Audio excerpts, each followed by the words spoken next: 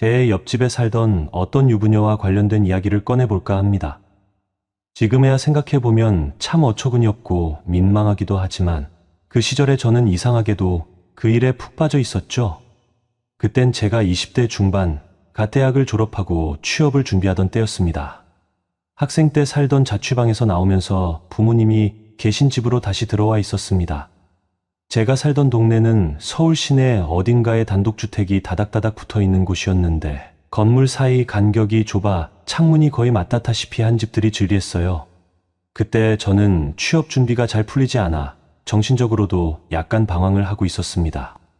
서류를 인터넷으로 여기저기 넣어놓고 남은 시간은 거의 집에 틀어박혀 밤새 온라인 게임을 하다 아침 무렵에야 잠이 드는 참 무기력한 생활이었죠.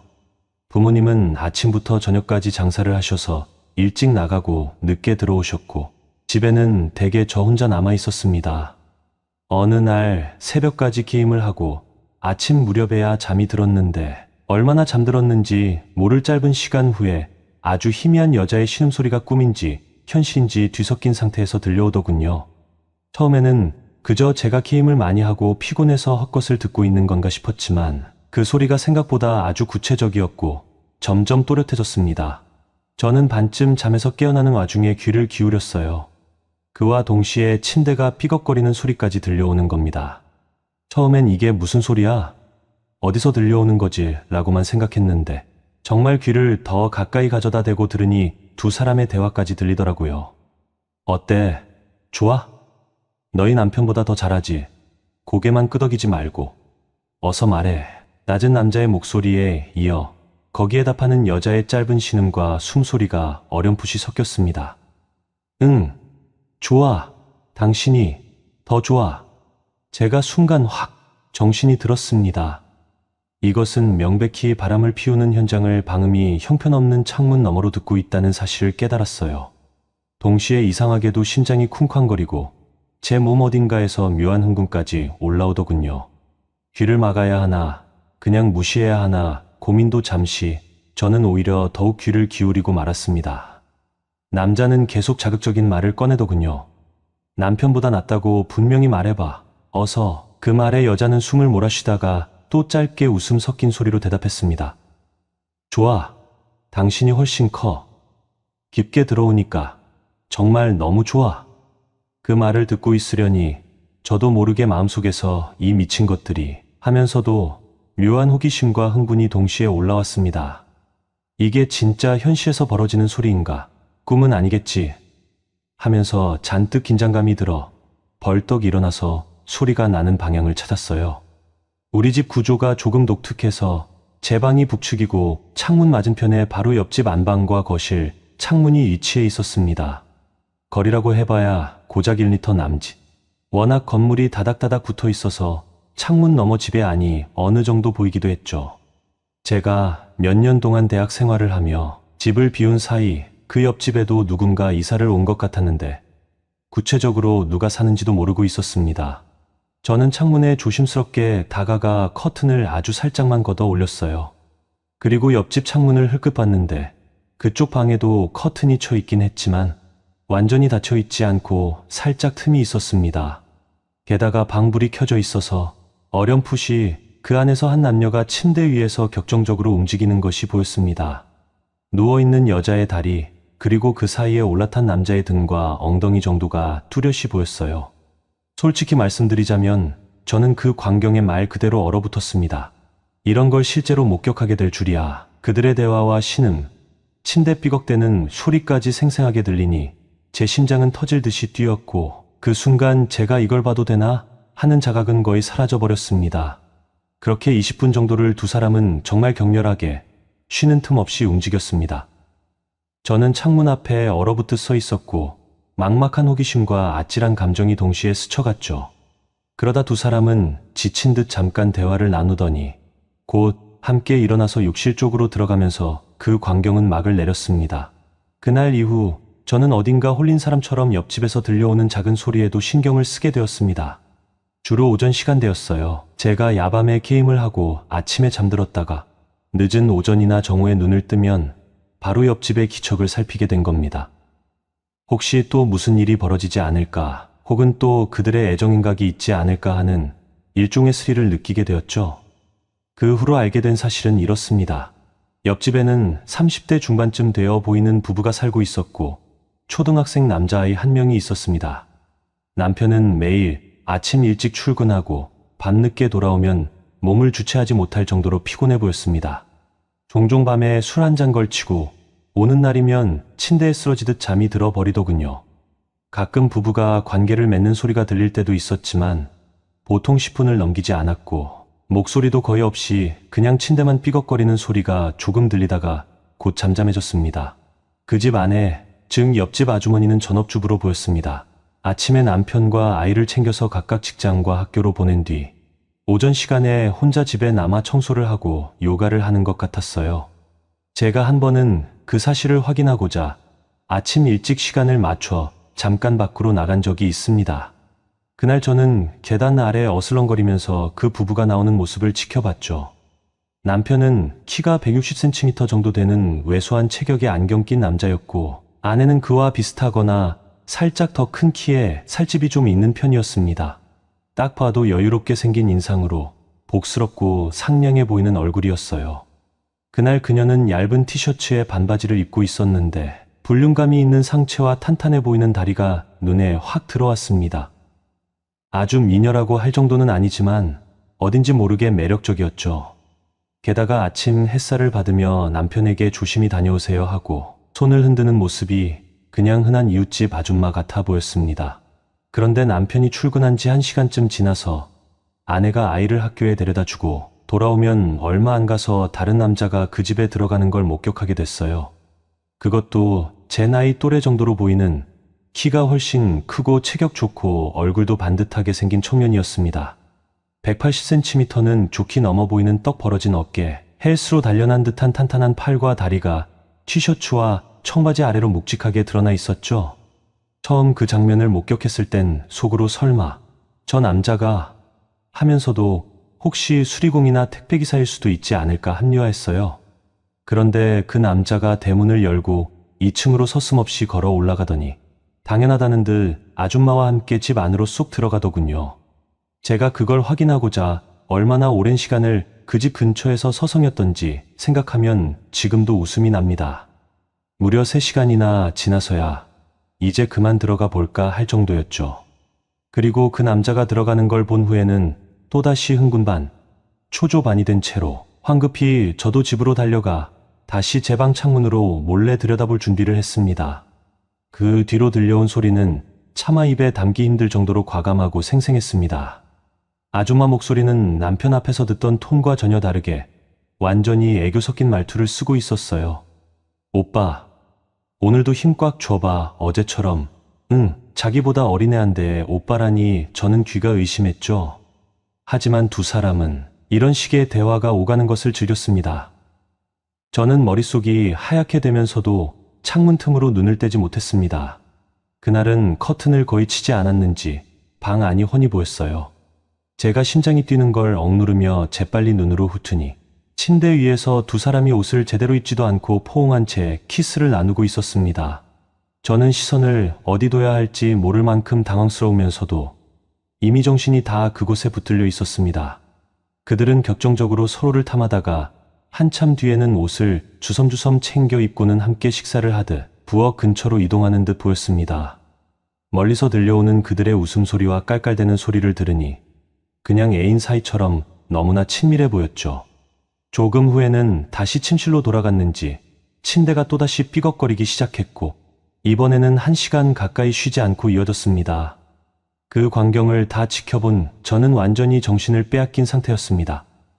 설마 남편과 아이 없는 사이에 저렇게 대담하게 바람을 피울 줄이야 하고 생각하면서도 제 무기력하고 무료하던 일상에 엄청난 충격과 자극이 되긴 했어요. 몰래 누군가의 비밀을 지켜보고 있다는 묘한 스릴에 중독돼 버린 거죠. 그 다음부터 저는 거의 매일같이 오전 시간에 깨어있으면 그 집 쪽을 살폈습니다. 일이 반복되더라고요. 남편이 출근하고 아이가 학교에 가면 조금 있다가 그 젊은 남자가 들어옵니다. 그리고 몇 시간쯤 뒤에 나가고 다음 날이면 다시 같은 일이 때로는 한 주에 1~2번 정도만 오기도 했는데 그래도 꽤 주기적이었습니다. 그러면서도 저는 집 안에서 최대한 인기척을 없애려고 신경을 많이 썼어요. 방에 불도 켜지 않고 커튼은 조금 벌어져 있지만 밖에서 보기엔 어두워서 누가 있는지 잘 모르는 상태로 만들었죠. 소리도 내지 않으려고 걸음걸이조차 조심했습니다. 혹시라도 눈치를 채면 어떡하나 겁이 났던 거예요. 옆집 아주머니가 집 안에서 청소를 하는 소리라든가 가벼운 콧노래 같은 걸 부르는 소리까지 귀에 들어오기 시작했습니다. 처음에는 집안일을 하나 보네 정도로만 생각했지만 가끔 그녀가 이동하며 휴대전화로 통화라도 할 때면 대화가 은근히 들려와서 더 알게 되는 것도 있었습니다. 예를 들어 그녀가 오늘은 남편이 일이 늦는다더라 같은 말을 하면 오늘 저녁은 남편이 없으니 낮에 더 대담하게 굴겠구나 하고 예상할 수도 있었죠. 참으로 한심하기도 한데 그 시절에는 그 스릴이 이상하게 저를 사로잡았던 것입니다. 언젠가 한 번은 그 젊은 남자가 예상 시간보다 일찍 와서 제가 아직 완전히 대비가 안 된 상태였던 적이 있었어요. 저는 침대 위에서 뒤척이다가 갑자기 옆집에서 왔어 하는 그녀의 밝은 목소리를 듣고 급하게 창문 쪽으로 달려가 커튼 틈을 확보해 두었습니다. 그제야 참 머쓱하고 우스운 마음이 들더군요. 대체 나는 왜 이렇게까지 이 집을 지켜보고 있는 거지? 하고 자문하기도 했죠. 그날은 아줌마가 문 앞에서 남자를 맞이하자마자 현관에서부터 뜨겁게 포옹을 나눴습니다. 그리고 거실을 지나 침실까지 갈 것도 없이 집 안 곳곳에서 서로를 탐하는 기색이 역력했어요. 마치 시혼부부처럼 깔깔대며 웃는 소리가 제 방까지 울려왔습니다. 뒤이어 창문으로 얼핏 보니 부엌 근처 식탁에 앉아 이야기를 나누며 물을 마시는 모습이 보였고 남자가 먼저 장난스럽게 여자의 허리를 끌어당기자 그녀가 아이 참 갑자기 왜 이래 하면서도 마다하지 않고 몸을 맡기더라고요. 결국 그날 저는 부엌에 선체에 서로 애무하는 모습까지 희미하게나마 훔쳐보게 됐습니다. 완전히 커튼을 닫지 않았기에 가능한 구경이었죠. 침실도 아닌 부엌에서 서로 옷을 벗어내고 탐닉하는 장면이라니 저는 몸이 굳은 채 한참을 지켜봤습니다. 충격적이면서도 이상하게 떨리는 감정이 치밀어 올라서 머리가 뜨거워질 지경이었어요. 다행히 그들은 자세를 바꾸고 침실로 자리를 옮겼는데 그 순간 한층 더 야한 말들까지 들리기 시작했습니다. 오늘따라 왜 이렇게 좋아? 몸에 힘 빼봐. 오빠, 나 계속 기다렸단 말이야. 그런 식의 짧은 대화 사이로 침대 프레임이 삐걱거리고 부딪히는 진동이 고스란히 전해졌습니다. 저도 모르게 손바닥에 땀까지 났고 자세를 조금 더 낮춰서 창문 틈으로 시선을 고정했어요. 의외로 창문 위치가 딱 침대 맞은편이라 한쪽 모서리만 가려져 있을 뿐 두 사람의 실루엣이 상당히 자세히 보였습니다. 약 40분에서 1시간쯤 그런 광경이 이어진 뒤 둘은 지쳤는지 숨을 고르며 누워서 대화를 나누는 듯 했습니다. 보통 그 남자는 어느 정도 쉬었다가 슬그머니 옷을 챙겨 입고 거실에서 뭐 좀 마시거나 그녀가 간단한 요깃거리 같은 걸 챙겨주면 다시 한번 뭔가 애정행각을 하다가 오후 늦게쯤 나가곤 했습니다. 그 시간에 그녀는 보통 아이가 학원에 가 있거나 방과 후 수업이 있는지 저녁 전까지 집에 들어오지 않는다고 자주 혼잣말을 하더군요.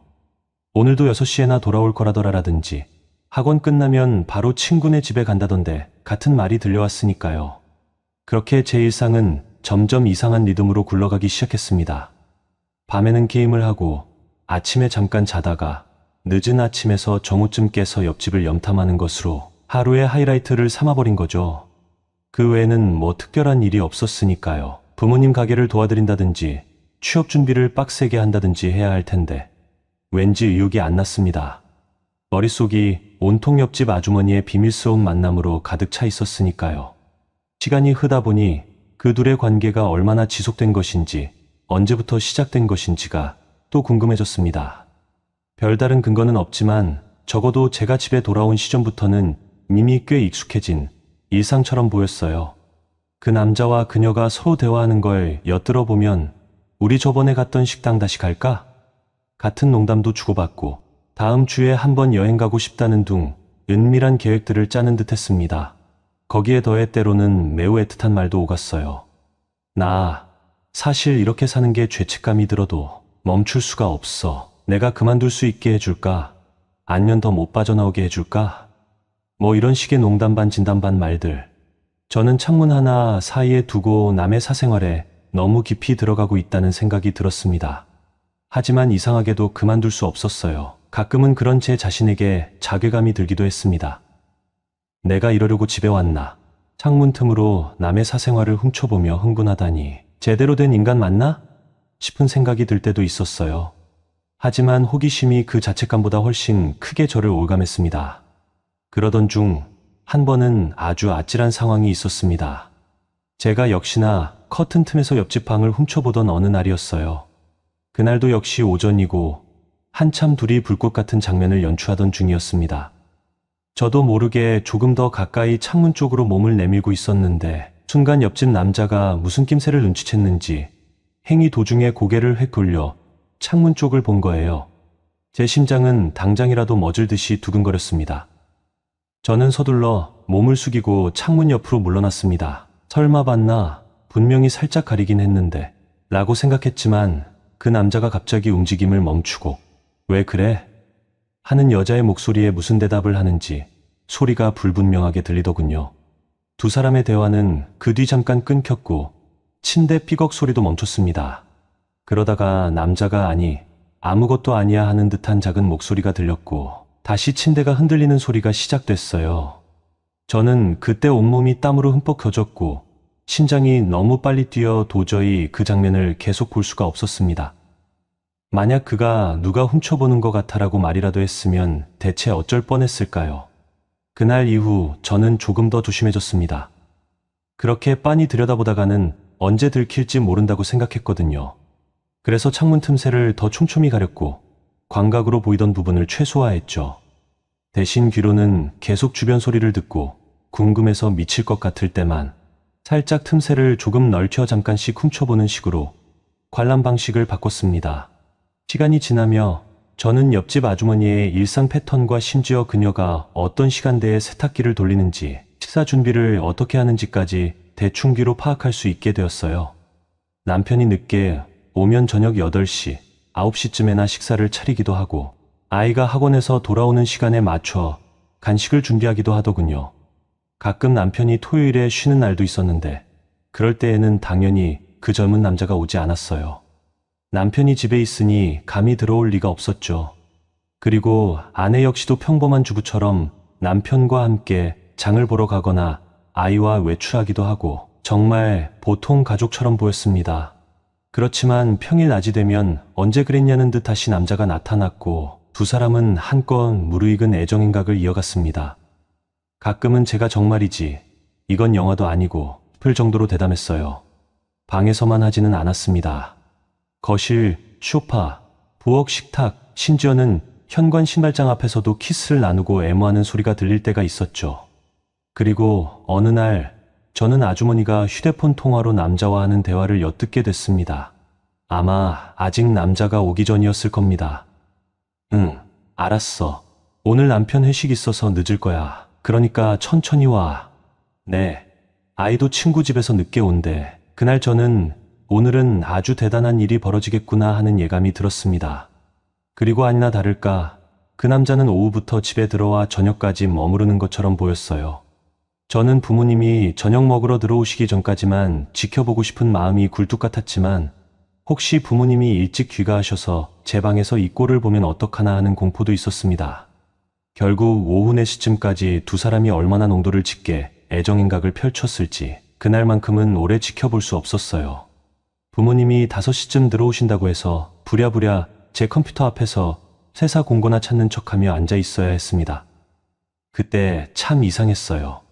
한편으로는 안 봐도 되니까 이젠 좀 마음이 편안해하는 생각이 들면서도 또 다른 한편으론 진짜 재밌는 장면이 뒤에 있었을 텐데 놓쳤다 하는 일종의 아쉬움도 있었습니다. 어느덧 계절이 바뀌고 제가 그런 엿보기 생활을 시작한 지 두어 달은 훌쩍 넘은 어느 날이었어요.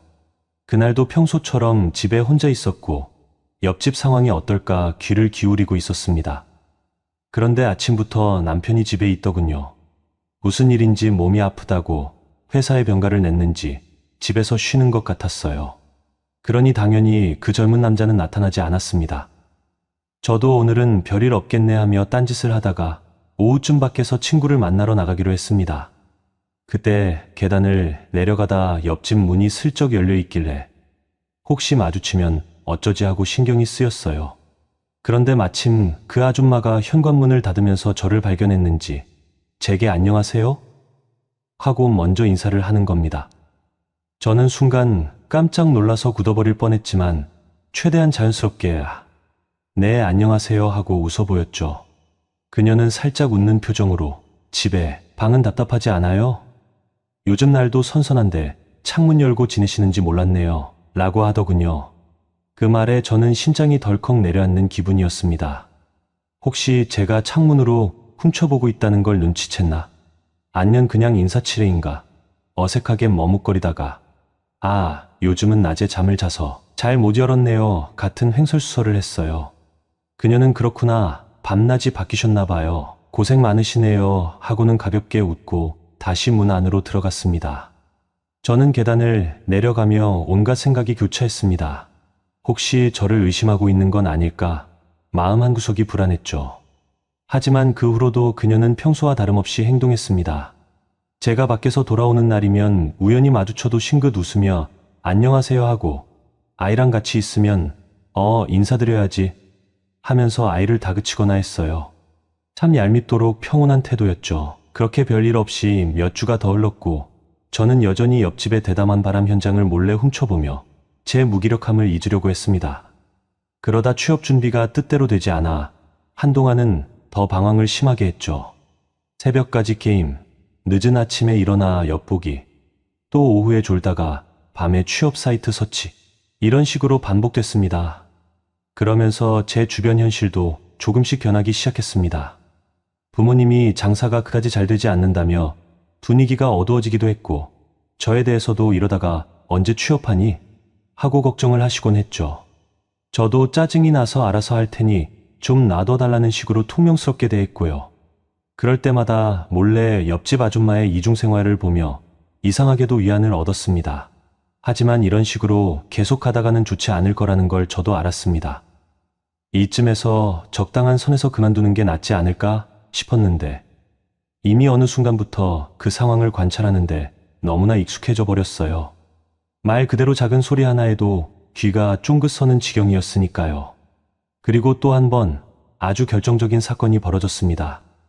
결론부터 말하면 크게 새로운 일은 아니지만 저에게는 제법 강렬한 장면이었어요. 그날도 남편이 출근하고 아이가 학교에 간 평일 오전이었죠. 저는 마침 늦잠을 자서 10시 가까이 일어났고 혹시나 싶어 창문 쪽으로 귀를 기울여 봤는데 이미 그 남자가 와 있는 듯 했습니다. 벌써부터 은근히 대화 소리가 들려오고 부엌에서 달그락거리며 그릇 같은 걸 만지는 소리도 났죠.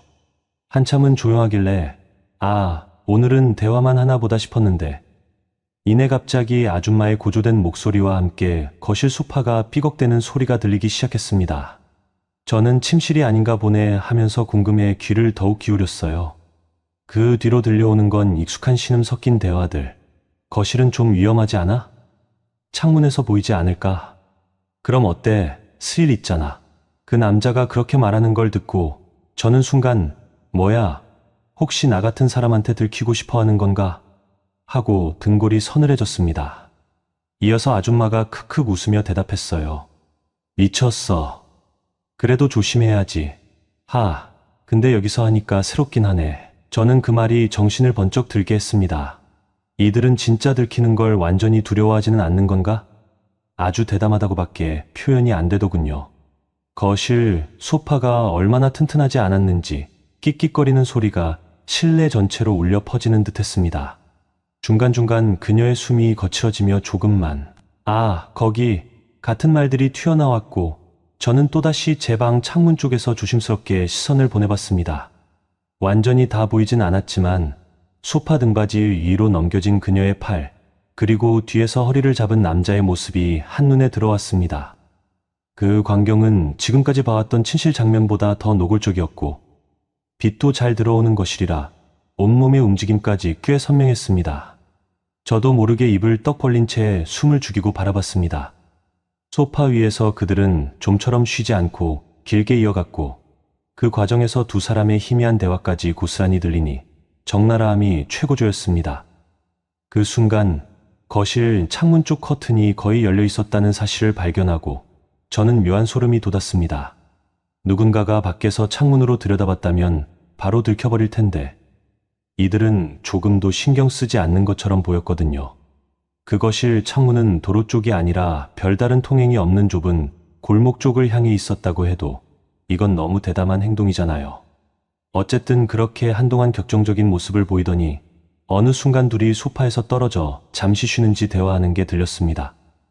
이어서 그 남자가 장난스럽게 웃으며 샤워 좀 할래? 하고 물었고, 여자는 우리 집에서 할 거면 조용히 좀 하자. 물소리 너무 크면 2층이랑 3층에서 다 들릴 텐데라고 말하더군요. 그러면서도 여자는 또다시 킥킥했습니다. 그날 저는 진짜 둘 다 겁 없는 사람들이구나 하면서도 마치 성인 영화를 실시간으로 보는 듯한 기묘한 충격에 휩싸였습니다. 이렇듯 그들의 은밀한 불륜 생활은 제가 아는 한 그 후로도 꽤 오랫동안 이어졌습니다. 남편에게 들키지 않았고 아이는 전혀 모르는 눈치였고 동네 다른 이웃들도 별다른 신경을 쓰지 않아 보였어요. 사실 저 말고 또 다른 누군가가 이 상황을 알고 있었는지는 모르겠지만 적어도 저희 부모님은 아예 관심이 없으셨습니다. 하루 종일 가게에 계시고 늦게 오시니까요. 당시 제 입장에서는 이 일이 그냥 하나의 스펙터클한 구경거리처럼 느껴졌습니다. 도덕적으로야 틀림없이 좋지 않은 일이었죠. 남의 사생활을 훔쳐보는 것 자체도 불법적이고 옆집 부인의 외도를 목격하고도 방관하는 것도 문제일 수 있습니다. 하지만 저는 무기력한 일상 속에서 그렇게라도 쾌감을 얻고 싶었던 것 같아요. 마치 매일 비슷한 루틴으로 살다 보니 어느새 이 옆집 이야기가 영화 한 편을 보는 것 같은 느낌을 주었고 그 영화가 진행되는 동안만큼은 제 무료함이 달아났습니다. 만약 내가 이런 일을 겪지 않았다면 하고 생각해보면 아마 훨씬 더 무기력하게 지냈을지도 모르죠. 물론 그렇다고 해서 잘했다, 계속 지켜보자는 식으로 자기 합리화만 하고 있었던 건 아닙니다. 저는 몇 번이고 스스로에게 이제 그만두자, 남의 사생활을 오랫동안 훔쳐본다는 게 얼마나 무례하고 위험한 짓이냐라고 다짐했습니다. 그래놓고도 다음날 아침이 되면 또다시 귀가 자동으로 옆집으로 쏠렸죠. 솔직히 말씀드리면 어떤 날은 괜히 그 남자가 안 오길 바라기도 했습니다. 제발 오늘은 아무 일도 없기를, 그래야지 나도 신경 끄고 다른 걸 하게 될 테니까. 그런데 막상 그 남자가 오지 않으면 또 그게 궁금해집니다. 왜 안 왔지? 혹시 무슨 문제라도 생긴 걸까? 하고요. 저도 참 모순된 심리 상태였던 거죠. 물론 그렇다고 이야기가 어디로 특별히 더 뻗어나간 건 아니었습니다. 그 아줌마와 젊은 남자는 남편과 아이가 없는 시간을 이용해 끊임없이 만났고 저는 그 사실을 창문 너머로 계속 엿봤습니다. 결말이라 할 만한 대단한 사건이나 드라마틱한 파국이 적어도 제가 집을 떠나기 전까지는 일어나지 않았어요. 이상하게 들릴 수도 있지만 제 취업 문제는 결국 몇 개월 후에 다소 해결됐습니다. 운이 따랐는지 중견기업 하나에 우연히 서류가 통과돼 면접을 보고 최종 합격 통보를 받은 거죠. 제겐 정말 절실하고도 감사한 기회였습니다. 그렇게 저는 그 회사의 연수를 위해 지방으로 잠시 내려가게 됐어요. 당연히 그것을 계기로 저는 옆집의 은밀한 모습도 더 이상 지켜볼 수 없게 되었습니다. 지방에 3개월 정도 연수를 떠났던 시기는 제게 새로운 도전이자 적응의 시간이었습니다. 이른 아침부터 저녁 늦게까지 빡빡한 일정 속에서 팀 과제를 수행하고 다른 동기들과 경쟁하듯 학습해야만 했죠. 모두가 서울 본사에 남기를 바랐기 때문에 자연스레 눈에 보이지 않는 경쟁이 펼쳐졌습니다. 저는 상대적으로 운이 따라줬는지 서류와 면접 평가가 괜찮았고 무엇보다 실무 테스트에서도 좋은 결과를 냈습니다. 그 덕에 최종적으로 서울 본사에 남을 수 있는 귀중한 기회를 얻었죠. 처음에 연수를 시작할 때까지만 해도 다른 지역 지사로 가야 하나? 하고 마음이 무거웠습니다. 실제로 지방 지사로 가면 방을 구해야 하는 비용 부담이 만만치 않기도 했고 가족들과 떨어져 지내는 것에 대한 막연한 불안감도 있었거든요. 그런데 뜻밖의 서울 본사에 배정받아 버리니 모든 게 일사천리로 풀렸습니다. 더 이상 걱정할 필요가 없어졌고 제게는 큰 행운이라고밖에 말할 수 없었죠. 연수를 마치고 지방에서 서울로 돌아올 즈음 운전석에 몸을 싣고 꽤 긴 거리를 이동하면서 문득 옆집 아주머니와 그 젊은 남자의 이야기가 스쳐 지나가긴 했습니다. 눈앞에 바쁜 현실이 닥쳐오니 크게 감상에 잠길 틈은 없었지만 가끔씩 어쩌다 차 안에서 혼자 멍하니 있을 때면 그 자극적이고 미묘했던 장면들이 머릿속에 어른거렸어요. 그래도 연수 기간 내내 회사 생활에 익숙해지느라 정신이 없었고 치열한 경쟁과 잦은 과제 준비로 지쳐 있어서 옛 생각에 깊게 빠져드는 날은 드물었습니다. 이제는 집에 돌아가도 굳이 그런 걸 다시 신경 쓸 시간이 없겠다. 솔직히 돌아가기 전까지 제 마음속엔 그런 생각이 강했습니다. 이제 제 앞에는 신입사원으로서 본격적인 회사 생활이 기다리고 있고 어쩌면 예전처럼 방 안에서 옆집을 훔쳐보며 흥분했던 그 특별한 일상은 지나간 추억이 될 거라고요. 연수를 끝내고 집에 도착한 것은 평일 오후 무렵이었습니다. 부모님은 장사를 나가셨을 테고 집에는 아마 아무도 없겠구나 싶었죠. 문을 열고 들어가 보니 역시나 집 안은 적막했습니다. 가벼운 한숨과 함께 짐을 방 안에 대충 내려놓고 나서 무심코 옆집 창문 쪽을 바라보았습니다. 예전이라면 나도 모르게 귀를 기울이던 습관이 있었는데 그 습관이 다시 스멀스멀 살아나는 기분이었죠. 설마 아직도 뜬금없이 그런 생각이 들었습니다. 혹시 아직도 그 젊은 남자가 낮 시간대에 종종 드나들고 있는 건 아닐까? 지방에서의 3개월은 저에겐 길었지만 다른 사람들에겐 금방 지나가는 시간이었을 수도 있으니까요. 이상하게도 그들의 근황이 궁금해졌습니다. 하지만 막상 조심스레 창문 너머로 귀를 기울이자 들려오는 것은 텔레비전 소음뿐이었습니다. 거실에서 예능 프로그램인지 드라마인지 모를 소리가 나직이 흘러나왔고 아줌마 혼자서 집에 있는 것처럼 보였죠. 신음소리나 침대, 삐걱거리는 소리는 전혀 들리지 않았습니다.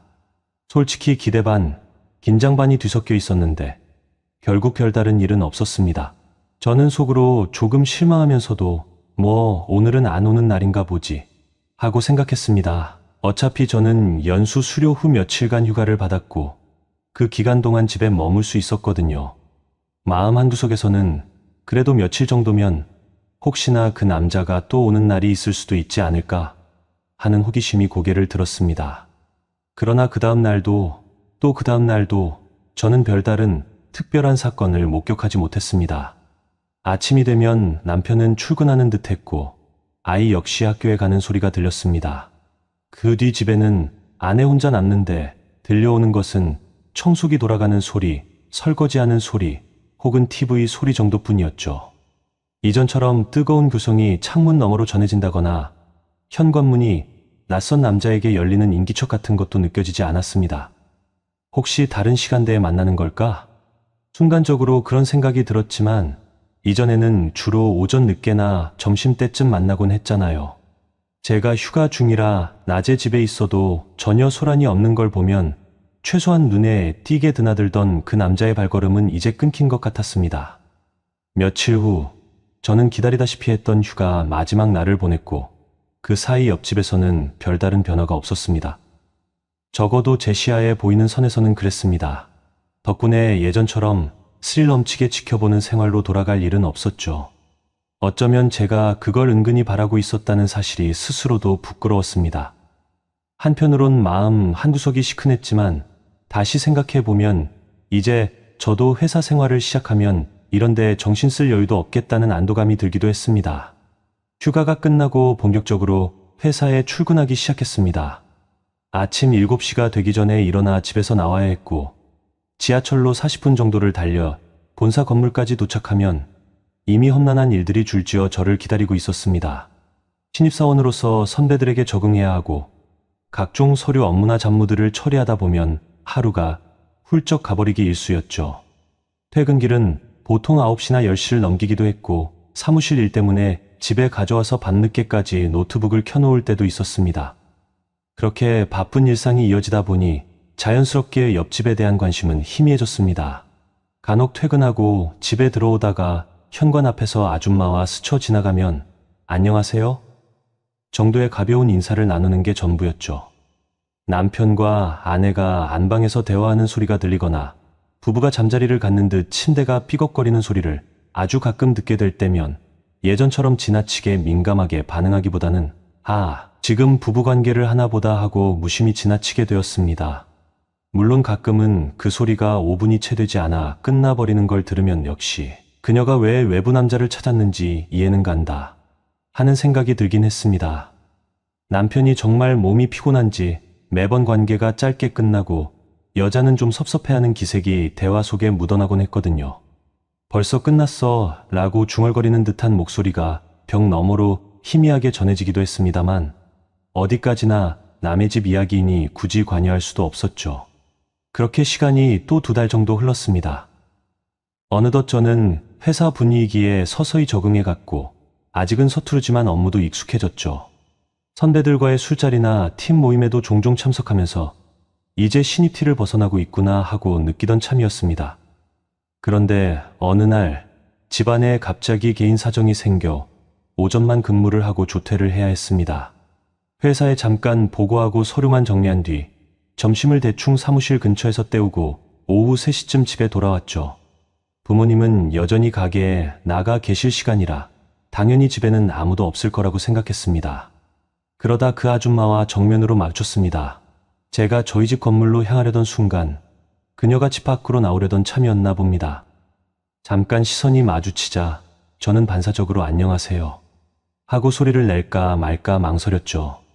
그런데 그녀가 먼저 밝게 웃으면서 저를 향해 인사를 건넸습니다. 총각. 오늘은 일 안 가요? 이렇게 일찍 했네요. 저는 살짝 당황했지만 자연스럽게 조금 일이 있어서 조퇴하고 왔어요라고 대답했습니다. 그런데 문제는 그 다음 그녀가 참 의미심장한 표정을 지으며 말을 이었습니다. 요즘은 바쁜가 보네요. 낮에는 거의 안 보이던데. 하긴 알고는 있었죠. 총각, 그동안 훔쳐보는 재미는 어땠나요? 저는 그대로 얼어붙었습니다. 내심 설마 눈치챘을까 생각은 해본 적 있지만 이렇게 정면으로 지적을 받을 거라곤 상상도 못했거든요.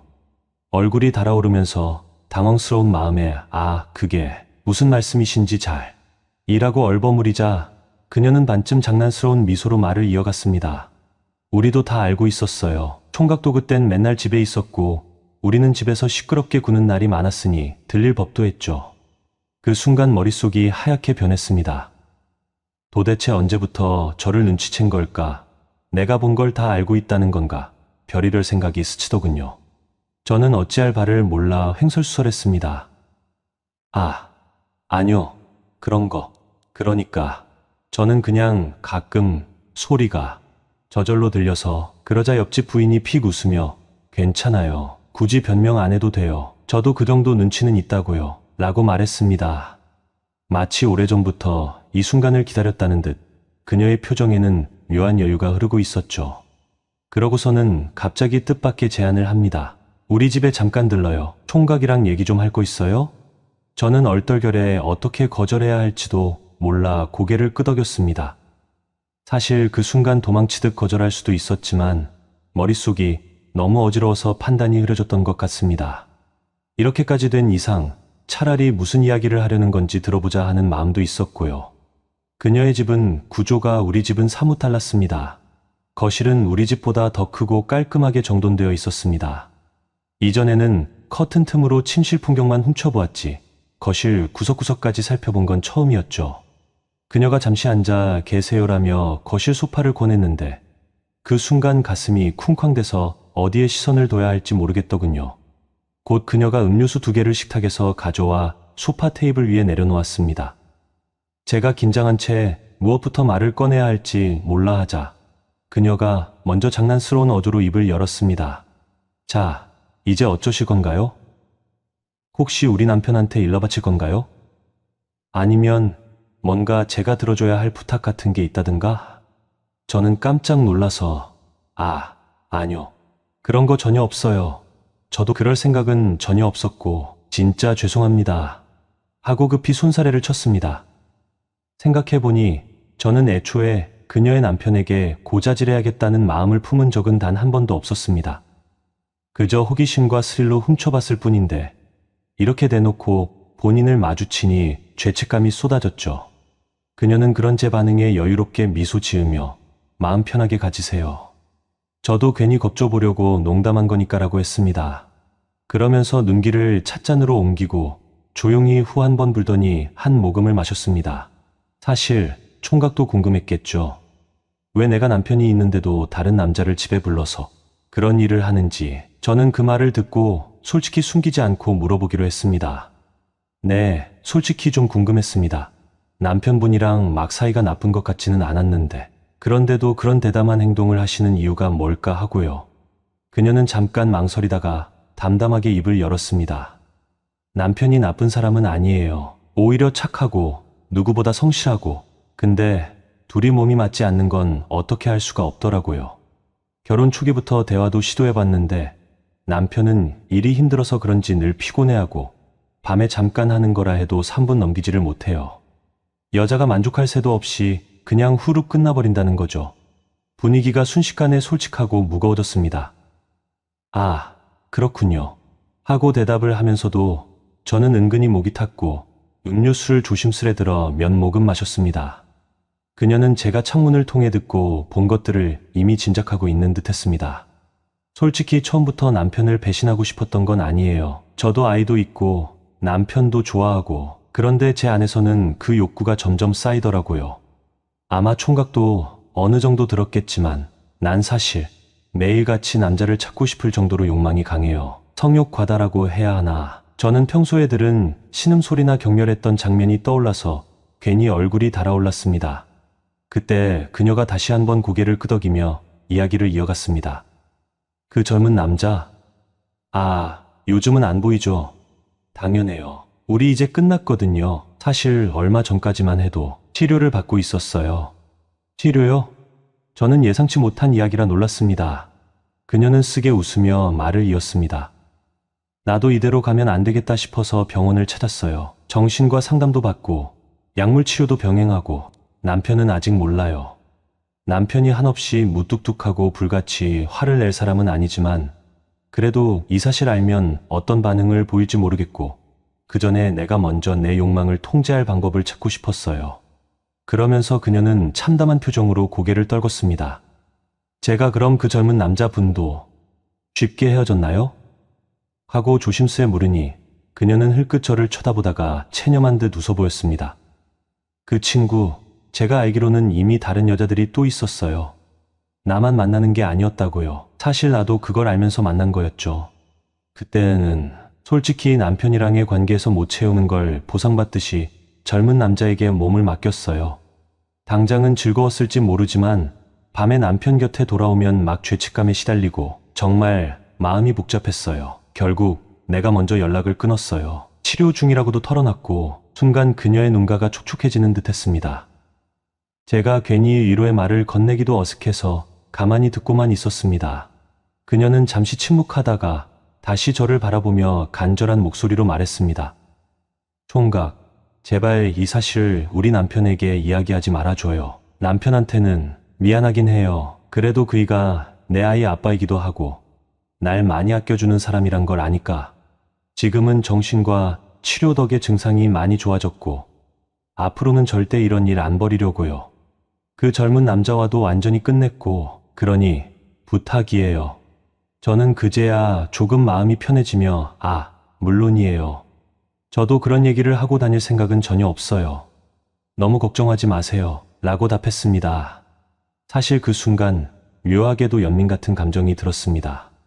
밤낮 없이 불타올랐던 위험한 여자라기보다 어딘가 결핍과 외로움, 욕망 사이에서 갈팡질팡했던 한 사람으로 보였달까요. 분위기가 살짝 차분해지는가 싶었는데 그녀는 갑자기 자리에서 일어나더니 저를 똑바로 바라봤습니다. 그 눈빛이 전에 없이 이상하게 번뜩였고 가슴이 또다시 철렁 내려앉았습니다. 그러더니 그녀가 말을 이었습니다. 근데 우리 총각 사실 더 알고 싶은 거 있죠? 내가 그동안 어땠는지, 어떤 마음이었는지, 혹은 내 몸이 얼마나 예쁜지. 그 순간 저는 무슨 말로 대답해야 할지 몰라 뒷목이 뜨거워졌습니다. 분명 저는 아무 말도 안 했는데 그녀는 스스로 확신한 듯 눈을 내리깔며 상의 블라우스 단추 하나를 풀기 시작했습니다. 이 몸이 더럽다고 생각하면 지금 나가도 좋아요. 하지만 만약 그렇지 않다면 오늘 여기서 마음껏 해도 돼요. 이 말이 떨어지는 순간 제 머릿속은 완전히 하얘졌습니다. 분명 조금 전까지만 해도 이제 다시는 그런 짓 하지 않겠다고 말하던 그녀였는데 막상 상황이 이렇게 되니 내리가 마구 혼란스러웠죠. 혹은 치료 중이라 해도 순간적인 감정의 급작스러운 폭발일 수도 있을 겁니다. 한편 아직 20대 초중반의 제게는 이런 유혹이 전혀 흔치 않은 일이었습니다. 그러나 동시에 이건 아니지 않나 하는 생각이 강하게 들었어요. 머릿속에는 온갖 감정이 뒤섞였고 심장이 요동쳤지만 결국 저는 손살에 치며 고개를 저었습니다. 아니에요. 전 그런 의미로 여기 들어온 게 아니고 그러니까. 저도 지금 정신이 없어서. 그녀는 한숨을 내쉬며 미안해요. 나도 지금 감정이 복잡해서 그만 하고 고개를 돌렸습니다. 순간적으로 방 안 공기가 무겁게 가라앉았죠. 저도 얼른 자리를 정리해야겠다는 생각이 들었습니다. 이 상태로 더 있다간 무슨 일이 벌어질지 저도 장담할 수가 없었거든요. 결국 저는 그럼 이만 가볼게요. 아까 말씀하신 건 절대로 남편분께 말하지 않을 테니까 걱정 안 하셔도 돼요. 하고 허둥지둥 일어섰습니다. 그녀는 복잡한 표정이었지만 더 붙잡지는 않았습니다. 고마워요. 정말 미안해요. 갑자기 이런 말 해서 부디 오늘 일은 그냥 못 들은 걸로 해뒀으면 좋겠어요. 저는 빠른 걸음으로 그녀의 집을 나섰고 문이 닫히는 순간에도 가슴이 쿵쾅거렸습니다. 집 문턱에 겨우 도달하고서야 등에서 식은땀이 났더라고요. 도대체 이게 무슨 상황이었나 하고 뒤늦게 실감했습니다. 그날 밤 저는 도무지 마음을 정리하기 힘들었습니다. 여러모로 혼란스러웠죠. 아줌마가 저를 눈치채고 있었다는 사실도 충격이었고 또 그녀가 갑자기 제게 몸을 내보이려 했던 행동도 충격이었습니다. 동시에 그녀가 정신과 치료를 받을 정도로 큰 갈증과 외로움에 시달렸다는 게 안쓰럽게 느껴졌습니다. 며칠 후부터는 회사 일이 다시 바빠져 저는 그 사건을 마음 한구석에 묻어놓고 일상으로 돌아갔습니다. 아침 일찍 나가서 밤늦게 들어오느라 거의 옆집 아줌마를 볼 일도 없었고요. 그러다 보니 괜한 일에 휘말리지 않아서 다행이라는 심정과 그날 그녀와 함께 했다면 하는 미묘한 안타까움이 교차했습니다.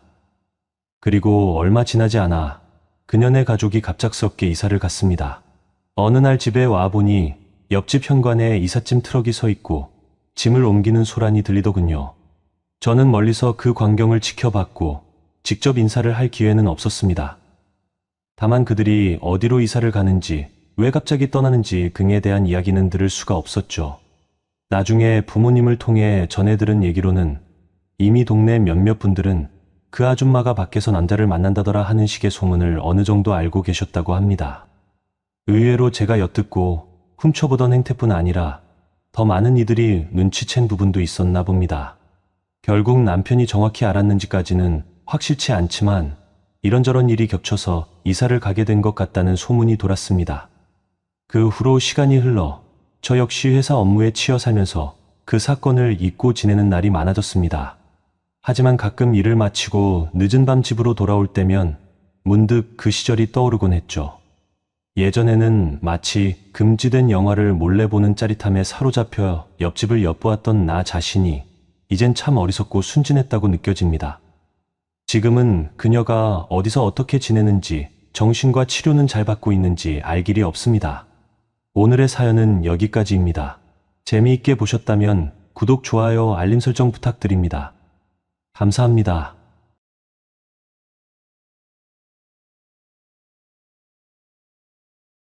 입술이 닿을 듯 말 듯한 거리를 유지하다가 마침내 그가 먼저 아주 조심스럽게 제 입술에 입맞춤을 했습니다. 순간 온몸에 전율이 스쳤고 저도 모르게 그의 목 뒤로 팔을 감았습니다. 부드럽게 시작된 그 첫 입맞춤은 점차 서로의 숨결을 교환하듯 점점 깊어졌습니다. 미칠 듯이 빠져드는 느낌이었고 동시에 죄책감과 해방감이 뒤섞여 복잡한 감정이 일었습니다. 좀 더 서로에게 가까이 다가가며 우리는 격렬하게 몸을 끌어안았습니다. 그러나 그것은 단지 욕망만은 아니었습니다. 그 안에는 서로가 얼마나 외로웠는지 상대의 온기로 그간의 공허함을 채우려는 간절함이 공존했다고 생각합니다. 그가 다정히 볼을 어루만지며 그동안 많이 참고 기다렸어요라고 속삭일 때 저는 더 이상 저항할 수 없었습니다. 안녕하세요. 사연사무소에 오신 것을 환영합니다. 오늘의 사연입니다. 그때 저는 결혼 4년 차에 접어든 30대 중반의 주부였습니다. 아이는 없었고 남편과의 잠자리는 거의 전무했습니다. 사실 결혼 초기에는 서로 애틋함도 있었고 하루하루 설레는 마음으로 보냈던 기억이 있습니다. 하지만 언제부턴가 남편은 회사 일을 핑계 삼아 술자리를 자주 갖게 되었고 늦게 귀가하거나 아예 술에 만취해 들어오는 날이 잦았습니다. 접대다, 회사 비즈니스다라는 이유가 저항할 수 없을 정도로 합리적일 때도 있었지만 제 시선에서는 과연 이 모든 술자리가 정말 업무에 필요한 것인지 의문이 들었습니다. 어느 순간부터는 퇴근 후 텅 빈 집에서 남편을 기다리다가 잠이 들어버리는 일이 일상이 되었습니다. 반년 이상 부부관계를 갖지 않게 되면서 내가 정말 결혼을 잘한 걸까 하는 의문이 조금씩 고개를 들기 시작했습니다. 싸우고 또 화해해보려고 애쓰기도 했지만 남편은 늘 바쁘다는 이유로 피곤해했고 저는 저대로 점점 지쳐갔습니다. 더욱이 남편 옷에서 여자 향수 냄새가 몇 번이고 풍기는 일이 일어났고 긴 머리카락이 붙어있는 것을 발견하는 일도 반복되었습니다. 제가 분노에 차 물어도 이거 다 술자리에서 접대하다가 옷에 묻은 거야. 쓸데없는 오해하지 말라는 말이 돌아올 뿐이었습니다. 저로서는 확실한 증거도 없었고 막상 남편이 발뺌을 하면 더 이상 따져물 근거가 없으니 이번 한 번만 믿어볼게 하며 넘길 수밖에 없었습니다. 아이를 갖지 못한 문제는 우리 부부 사이에서 더욱 큰 갈등이었습니다. 왜 아직까지 아이가 없느냐는 시댁의 압박은 물론 남편 또한 은근히 저를 탓하곤 했습니다.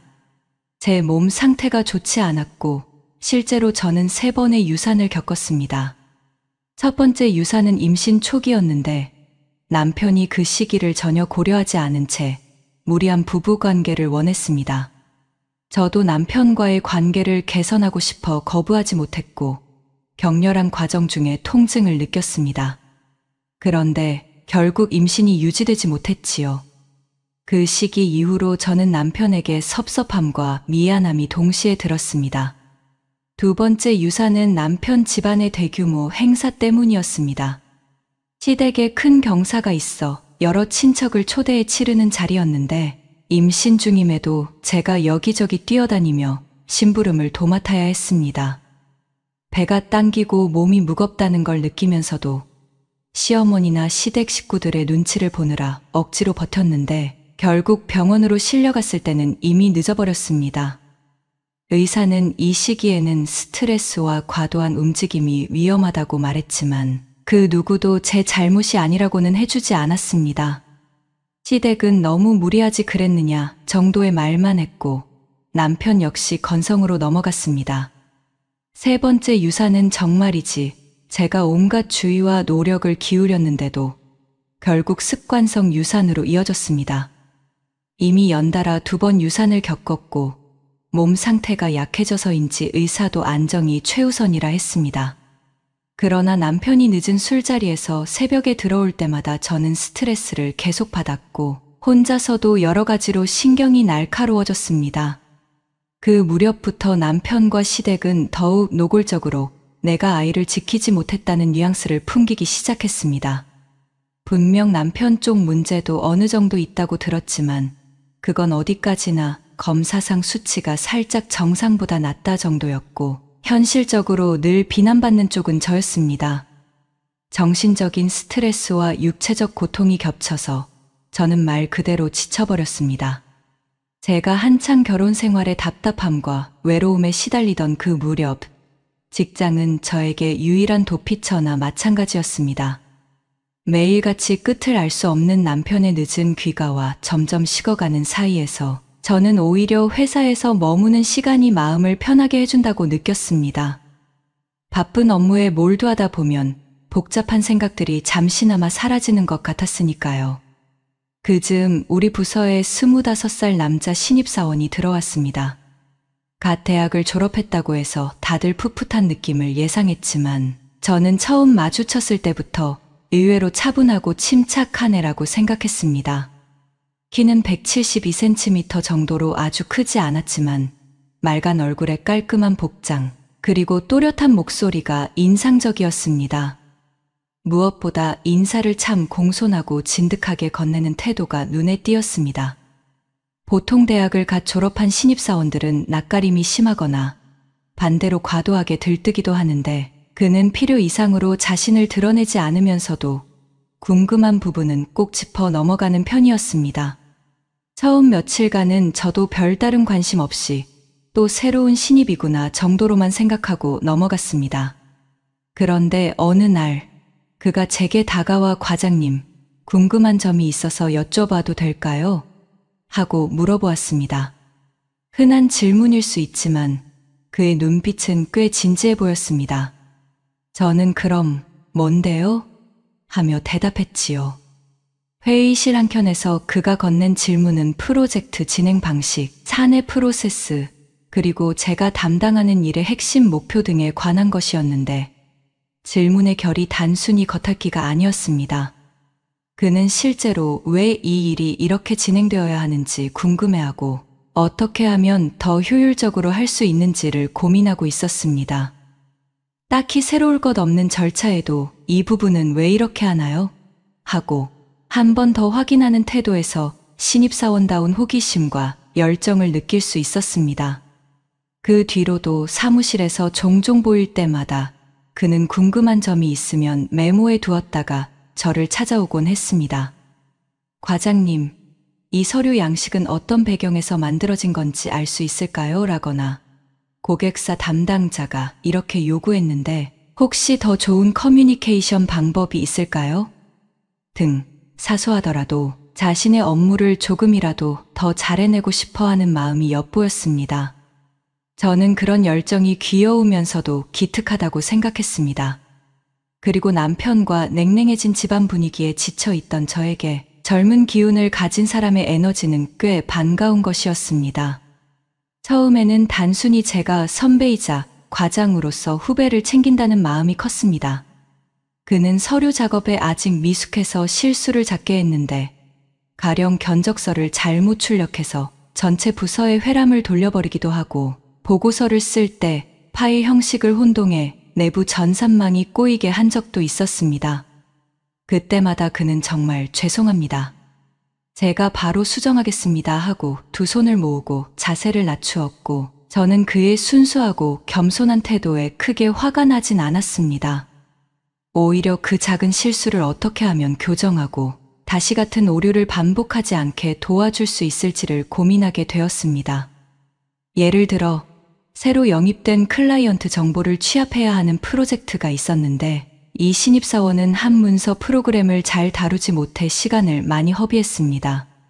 처음엔 이것저것 유튜브 영상으로 공부해보다가 한계를 느꼈는지 어느 날 퇴근 후 제 자리로 찾아와 과장님, 혹시 내일 아침 출근해서 그 프로그램 사용하는 방법 좀 가르쳐 주실 수 있나요?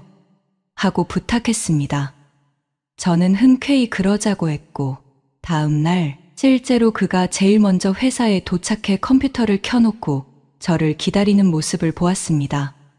졸린 눈을 비비면서도 제가 오늘은 꼭 제대로 배우고 싶어서 일찍 왔습니다. 하고 말하던 그의 표정이 아직도 생생합니다. 작은 부분에서부터 열심히 배우려는 모습이 얼마 전까지만 해도 남편에게서 볼 수 없었던 성실함이기도 했지요. 시간이 흐르면서 그와 일하는 게 편해졌고 저도 자연스럽게 이 정도는 혼자 해볼 수 있지 않을까 하며 일을 맡기기도 했습니다. 때로는 실수를 하긴 했어도 그는 늘 최선을 다했고 제가 이 부분 좀 더 깊이 파볼래 하면 밤늦게까지 남아 자료를 뒤지고 선배들에게도 물어봤습니다. 당시 부서에서는 인력이 빠듯하여 저도 야근이 잦았는데 간혹 늦은 시간에 사무실에 남아있는 사람이 저와 그뿐인 날이 있었습니다. 그럴 때마다 서로 커피를 타다 주거나 탕비실에서 컵라면이라도 나눠 먹으며 소소한 대화를 하게 됐습니다. 그렇게까지 열심히 하면 지치지 않겠어 하고 제가 물으면 하루하루 배우는 게 많아서 오히려 재밌습니다라는 대답이 돌아왔습니다. 저로서는 쉽게 공감하기 어려운 대답이었지만 그럼에도 참 대견하다 싶었습니다. 그러다 어느 날 부서 전체 회식이 있었습니다. 새 프로젝트가 순조롭게 마무리된 기념이기도 했고 부서장님이 뿌듯한 마음으로 한턱 내신 자리였지요. 술자리가 조금 길어지면서 시끄러운 분위기가 이어졌는데 그 신입사원은 적당히 따라가되 결코 무리한 술을 권하지도 스스로 과음하지도 않는 모습이었습니다. 나이는 어려도 눈치가 빠르네 하고 사람들이 농담 삼아 말했지만 실상은 그가 적정선을 잘 지키려 애쓴다는 게 느껴졌습니다. 회식이 거의 끝날 무렵 사람들이 2차를 가자며 흥을 돋웠는데 저는 피곤하기도 했고 굳이 더 어울리고 싶은 기분이 아니어서 슬쩍 자리를 뜨려 했습니다. 그때 신입사원이 제 눈치를 보더니 과장님 혹시 택시 타고 가세요? 하고 물어왔습니다. 저는 회사와 집이 꽤 거리가 있어서 늘 퇴근 시간이 늦으면 택시나 대중교통을 이용하곤 했습니다. 그렇긴 한데 다들 2차 간다니까 먼저 갈까 해라고 대답하자 그는 갑자기 조심스럽게 제가 모셔다 드릴까요? 집 방향이 반대가 아니라면 말입니다 하고 제안했습니다. 본인도 술을 조금 마셨을 텐데 괜찮을까 싶어 술이 덜 깼을 텐데 하고 걱정하자 그는 아니요. 저 술 조금 마셨어요. 분위기만 맞춘 정도라 괜찮습니다라며 대리운전이라도 부르겠다고 했습니다. 저는 살짝 망설이면서도 그래도 늦은 시간이니 편하게 갈 수 있으면 좋겠다는 마음이 앞서서 그의 차를 타기로 했습니다. 그날 처음으로 둘이 같이 퇴근했는데 차 안에서 사실 과장님한테 질문을 많이 했는데 늘 친절하게 답해 주셔서 많이 배웠습니다라며 속마음을 조곤조곤 털어놓았습니다. 저도 내가 힘들 땐 너희처럼 패기 있는 후배들 보면서 버틴다며 농담 섞인 진담을 말했습니다. 그 짧은 드라이브 시간이었는데 묘하게 마음이 편안해졌습니다. 그 뒤로 야근이 있을 때면 그는 가끔씩 오늘도 늦으시면 제가 태워다 드릴게요라고 말해주었습니다. 운전을 잘하는 편은 아니지만 평소부터 안전운전에 신경 쓰던 터라 저는 오히려 마음이 놓였습니다. 그렇게 종종 차를 얻어 타며 퇴근하다 보니 자연스레 사적인 이야기도 조금씩 오갔습니다. 예컨대 그가 대학 시절에 고생했던 이야기나 처음 취직 준비를 할 때 어려웠던 점, 그리고 제가 회사에 들어와 겪었던 여러 경험 등등 그 와중에 남편과의 관계 이야기가 살짝 흘러나올 때도 있었지만 저는 대놓고 속내를 털어놓지는 않았습니다. 그냥 요즘 집이 좀 삭막해서 회사에 있는 게 마음이 편해 정도로만 말했지요. 그런데 그는 의외로 그 말마저도 깊이 공감해주며 그래도 과장님이 계셔서 정말 다행입니다라고 혼잣말처럼 중얼댔습니다. 그 말이 은근히 마음을 울려서 집에 도착해 내릴 때까지도 제 가슴이 이상하게 따뜻했습니다. 그와 조금 더 가까워지면서 저는 출근 준비를 하는 태도부터 달라졌습니다. 예전에는 대충 머리만 묶고 대충 파운데이션만 찍은 뒤 후다닥 나가는 편이었는데 어느 날 문득 거울 속에 비친 제 얼굴을 보니 너무 피곤해 보였죠.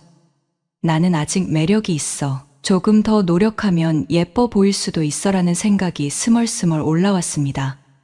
그래서 아침에 10분이라도 더 일찍 일어나 머리 손질을 하고 예쁜 블라우스를 꺼내 입고 립스틱 색도 골라 바르곤 했습니다. 그러고 나면 회사에 도착했을 때 기분이 조금씩 달라졌습니다. 그의 반응이 궁금해지는 것도 사실이었지만 무엇보다 내가 나를 위해 예뻐지고 싶다는 마음이 들었거든요. 점차 그는 제 일상 속 비중이 커졌습니다. 서툴지만 열심히 하는 모습, 동료들에게 허리를 숙여가며 깍듯하게 인사를 건네는 태도, 모르는 게 있으면 솔직하게 묻고 배우려는 자세 등은 계속해서 좋은 인상을 심어주었습니다. 가끔씩 부장님이나 다른 과장님들이 회의 중에 날카로운 질문을 던져도 그는 당황하면서도 끝까지 집중해서 답하려 했었고 회의가 끝나면 내가 어떤 점을 더 보완하면 좋을까요? 하고 선배들에게 의견을 구했습니다.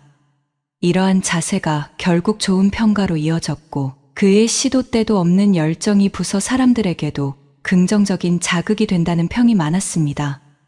물론 저와 그가 서로에 대해 호감을 느낀 건 업무 태도나 배움의 자세 때문만은 아니었습니다. 제가 언젠가부터 그의 작은 행동 하나하나에 세심한 관심을 두고 있다는 걸 느끼게 되었거든요. 예를 들면 그가 아침에 출근의 자리에 앉을 때 무심코 어깨를 돌리는 습관, 일을 하다가 집중이 잘 되지 않으면 자리에 앉아 목을 가볍게 풀어주곤 하는 모습, 탕비실에서 종이컵을 버릴 때마다 한 번 더 접어서 버리는 깔끔한 태도 등등이 사소한 일상에 대한 호기심으로 바뀌었습니다. 사람은 정말 작은 디테일에서 매력을 느낀다는 걸 새삼 실감했습니다. 그 역시도 저를 대할 때 점차 더 편안해졌습니다. 처음에는 직속 과장이라 긴장했겠지만 이제는 가끔 농담도 건넸고 누군가 볼세라 조심스럽긴 했지만 간간히 오늘 기분이 좋아 보이시네요. 무슨 좋은 일 있으세요? 하고 물어보기도 했습니다. 그럴 때면 저는 괜히 두 뺨이 달아오르곤 했습니다. 남편과는 제대로 된 대화조차 오랫동안 하지 않은 터라 이런 작은 말 한마디가 제게는 정말 큰 힘이 되었습니다. 그러면서 한층 더 가까워질 계기가 생겼습니다. 어느 날 제가 몸이 좀 좋지 않아 콧물이 계속 나고 기침까지 심해졌는데 바쁜 업무 탓에 쉬지도 못하고 억지로 버티고 있었습니다. 그때 그가 과장님, 많이 힘드신가 봐요. 잠깐이라도 쉬시는 게 어때요? 하고 묻더니 그 다음 날엔 작은 약 봉투를 제 책상 위에 조심스레 두고 갔습니다. 이거 제 친구 약사한테 물어보니까 좀 도움이 될 거라고 해서 무리해서 죄송합니다라는 쪽지까지 함께였지요. 저는 순간 울컥했고 그래도 괜히 고맙다는 말 이상은 못하고 넘어갔습니다.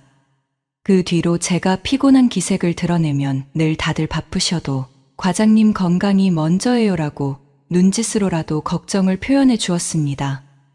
이런 자잘한 일이 모이고 모이다 보니 저는 그를 특별히 의식하게 되었습니다. 스스로에게 설마 내가 다른 남자에게 마음이 가고 있는 건가 하고 묻기도 했습니다. 그러나 이미 저는 결혼 생활에서 느끼지 못하던 따뜻함을 그에게서 찾아가고 있었고 그 사실만으로도 마음 한구석이 편안해졌습니다.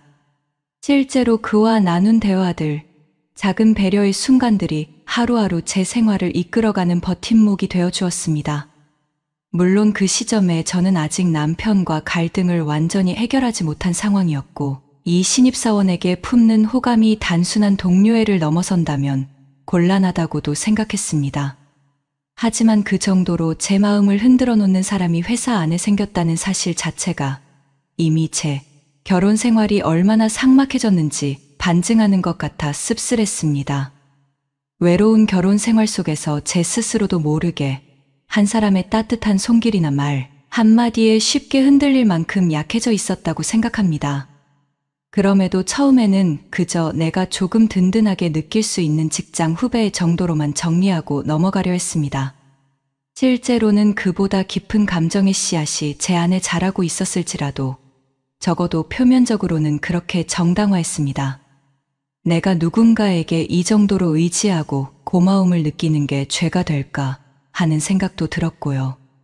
하지만 시간이 지날수록 업무적으로도 개인적으로도 서로 의지하는 순간들이 늘어났고 자꾸만 시선이 가는 건 어쩔 수 없었습니다.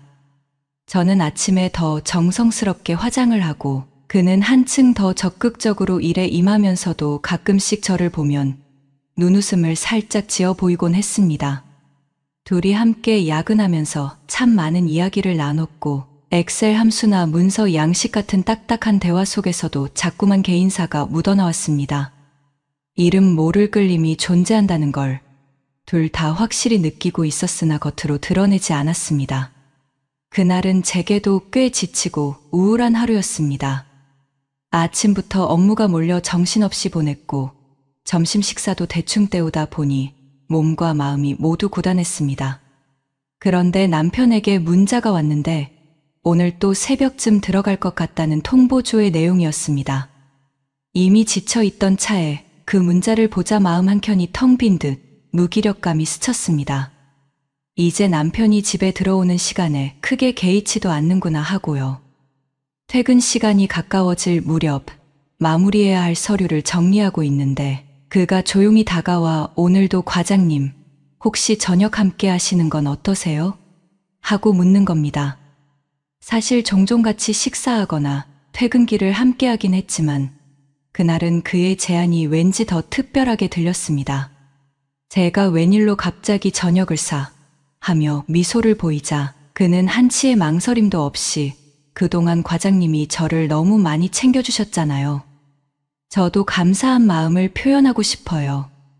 괜찮으시다면 오늘 제가 맛있는 곳으로 모시겠습니다라고 말했습니다. 잔뜩 진지한 표정과 함께 저 역시 그래. 그럼 내게도 좋은 휴식이 될 수 있겠네라며 흔쾌히 수락했습니다. 같은 부서 동료들 중에는 야근을 이어가야 하는 사람들이 몇 있었지만 저와 그는 먼저 퇴근에 함께 차를 타고 나왔습니다. 날씨는 선선했지만 어딘가 흐릿한 밤 공기가 깔려 있었고 저는 평소보다 조금 일찍 사무실을 나오면서도 마음이 복잡했습니다. 그가 모는 차에 올라타자마자 저는 안전벨트를 매며 근데 어디로 가는 거야? 하고 물었습니다. 그는 은근히 미소 지으며 과장님 댁 근처의 맛집을 알아놨습니다. 반찬도 괜찮고 분위기도 괜찮다고 하더라고요라고 대답했습니다. 나이가 어려도 인터넷으로 맛집 정보를 부지런히 찾아다니는 게 그의 특기인가 싶어 살짝 웃음이 났습니다. 차가 조금 달린 뒤 중간쯤에 위치한 음식점 앞에 차를 세웠습니다.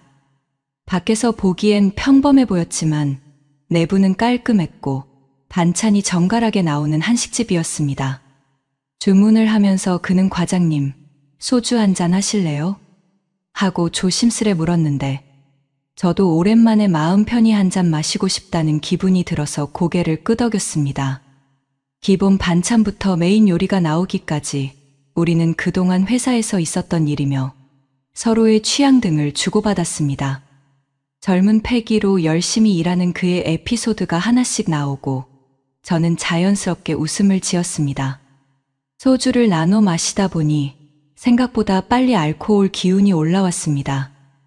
몸이 약간 풀리면서 무심코 그를 바라보게 되었습니다. 생글생글 웃으며 제 이야기를 경청하는 그 눈빛이 어쩐지 따뜻해 보였습니다. 식사를 마치고 계산을 하려는데 그는 완강하게 자신이 계산하겠다고 했습니다. 오늘은 제가 과장님께 대접하고 싶은 날이니까요 라는 그의 말에 더 이상 억지를 부릴 수가 없었습니다. 고마워. 대신 다음번엔 내가 살게 하고 가볍게 웃었습니다. 식당을 나서는 길에는 이미 어둠이 무르익어 있었고 차가운 바람이 살짝 뺨을 스쳤습니다. 그의 차에 다시 올라탔을 때 마음은 묘하게 울렁거렸습니다. 그냥 집에 돌아가면 남편은 없을 것이고 또 혼자 적막한 거실에 앉아 텔레비전만 켜놓고 시간을 흘려보낼 게 뻔했습니다. 반면 지금 차 안에서 느껴지는 이 따뜻한 공기는 오랜만에 누군가와 함께 있다는 안도감을 선물해 주고 있었습니다. 조용히 라디오가 흐르기 시작했을 때 저도 모르게 작게 한숨을 내쉬며 창밖을 바라봤습니다. 어느새 도로에 차가 드물어 한적해진 풍경이 보였습니다. 둘 다 크게 말을 주고받지는 않았지만 차량 내부에 흐르는 공기는 분명 평소와 달랐습니다. 서로를 의식하고 있다는 느낌이 명확했달까요? 저 역시 왜 이렇게 가슴이 두근거리는지 스스로에게 물었지만 답을 찾기 어려웠습니다. 그도 운전에 집중하는 듯 하면서도 무언가를 꺼내고 싶어 하는 듯 입술을 떼었다 붙였다를 반복했습니다. 집 근처 골목에 들어섰을 무렵 그가 갑자기 차를 멈췄습니다. 무슨 일이야? 하며 제가 돌아보자 그의 표정은 긴장감과 망설임이 교차하고 있었습니다. 짧은 침묵 후 그는 작게 한숨을 쉬고는 말했습니다. 저 사실 처음부터 과장님을 좋아했던 것 같아요. 이렇게 계속 함께 있다 보면 그 마음을 숨길 수가 없네요. 그 한마디가 제 귀에 꽂히자마자 심장이 순간 쿵 내려앉는 것 같았습니다. 숨조차 잠시 멎는 기분이었습니다. 이게 무슨 고백이지? 설마 하는 생각과 동시에 이상하게 싫지 않았습니다. 오히려 그 말을 듣고 나니 저도 모르게 솔직한 마음이 입 밖으로 터져 나왔습니다. 나도 사실 요즘 너랑 함께 있으면 마음이 편하고 솔직히 설레기도 해. 제 말이 끝나기 무섭게 그는 운전석에서 몸을 기울여 제 손을 살짝 잡았습니다. 차 안은 고요했지만 제 심장은 터질 듯 뛰고 있었습니다. 정말 누군가가 밖에서 보진 않을까 하는 두려움도 스쳤지만 이미 마음이 그의 쪽으로 기울어 있었습니다. 그 순간 제가 먼저 우리 잠깐 좀 더 조용한 데 갈래? 라는 제안을 해버렸습니다. 지금 생각해보면 그건 이미 결혼 생활에 대한 의문과 외로움이 극에 달해 있었기에 나온 말이었습니다. 이게 옳은 일은 아니다라는 걸 알고도 외로움이 제 안에서 크게 소용돌이쳤던 거죠.